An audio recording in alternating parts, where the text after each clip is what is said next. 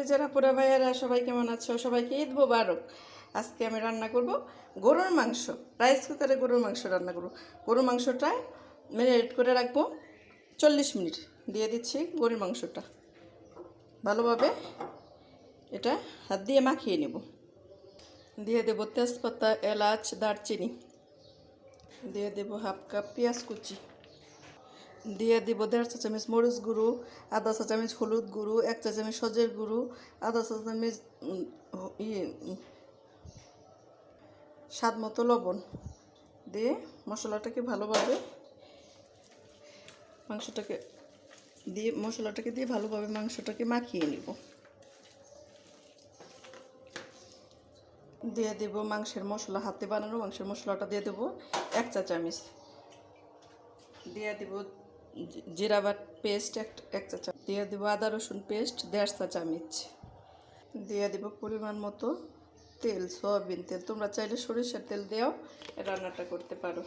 এখন আর ভালোভাবে এটাকে মাখিয়ে নেব। মাখিয়ে আধা ঘন্টা রেস্টে রেখে দেব। তারপরে এটা রাইস কুকারে আজকে রান্না করব। দেখো মাখানো হয়ে গেছে। ফিরে আসছে আধা ঘন্টা পর, 40 মিনিট পর। বলছিলাম রাইস কুকারে মাংস রান্না করবে, যখন দিয়ে দিচ্ছি সেই মাংসটা। আজকে আমি রাইস কুকারে মাংসটা রান্না করে নিচ্ছি।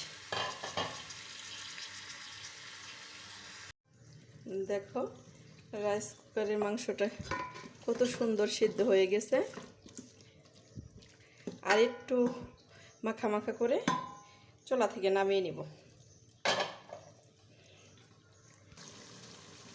একদম পারফেক্টভাবে রান্নাটা হয়ে গেছে। তোমরা চাইলে এইভাবে রাইস কুকারে রান্নাটা করে নিতে পারো।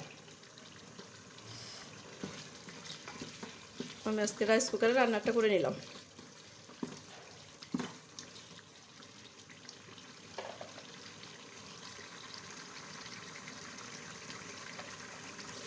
দেখো একদম পারফেক্টভাবে হয়ে গেছে রান্নাটা।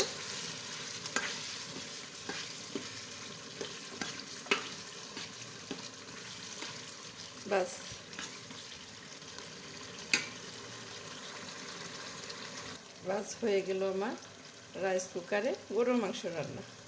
আমার রেসিপিটি যদি তোমাদের ভালো লাগে আমার পেজটা ফলো করো, আমার ইউটিউব চ্যানেলটাকে সাবস্ক্রাইব করে দিও। সবাই ভালো থেকো, সুস্থ থেকো। আল্লাহ হাফেজ।